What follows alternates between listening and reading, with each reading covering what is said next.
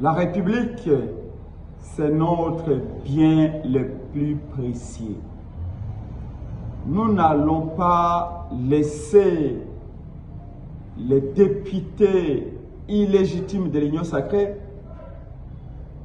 définir l'avenir de la République sur base de leurs intérêts privés.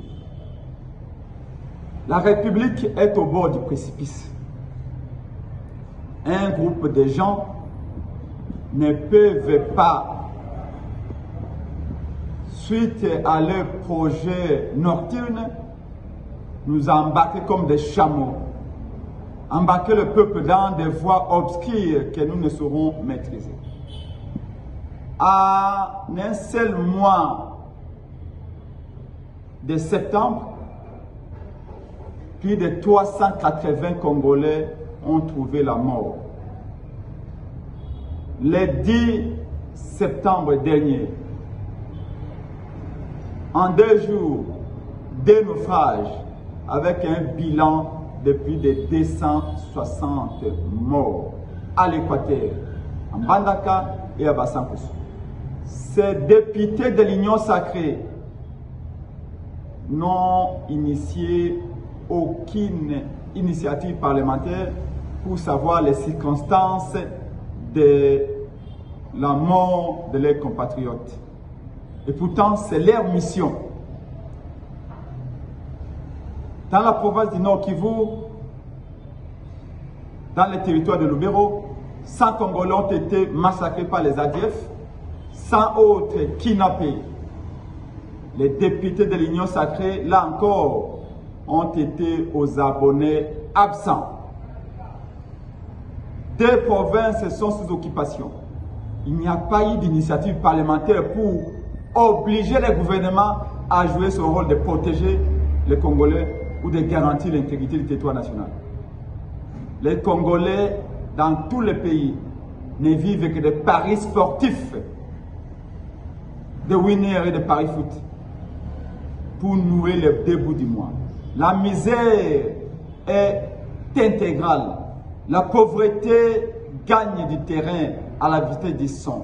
Les Congolais suffoquent partout où ils sont, qu'ils soient employés ou chômeurs. La situation du pays est dans un état chaotique. Malheureusement, quand il s'agit de leurs émoluments ou quand il s'agit de leurs dotations, là les députés se souviennent qu'ils ont été élus par le peuple, entre guillemets. Nous pensons que la crise actuelle au Parlement n'est pas dans l'intérêt de notre peuple.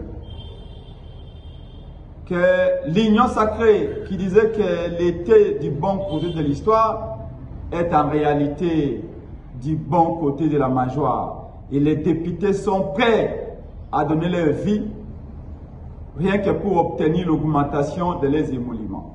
Ces députés qui ont été d'accord pour changer la Constitution, malgré l'opposition du peuple, sont prêts à tout. Et donc, nous refusons de les laisser brûler encore la maison. Aujourd'hui, le maître mot dans tout le pays, c'est un dialogue national inclusif. Le changement ne viendra pas de ces députés-là. En réalité, si l'on suit de près la situation, l'Union sacrée a besoin d'un yes man, d'un béni oui au perchoir pour préparer les chaos. Et le peuple congolais est appelé à la vigilance. Ces gens-là avaient changé de majorité en violation de la Constitution. Ces gens-là ont participé à une fraude et hontée des élections. Ces gens-là ne sont pas pour que la vraie alternance arrive en 2028. Leur logique est la logique de mettre un chaos. En dépit de ce qui existe comme crise, ces députés veulent encore aggraver la situation et le peuple est appelé à dire non. Parce qu'ils ne sont pas non plus les vrais représentants du peuple.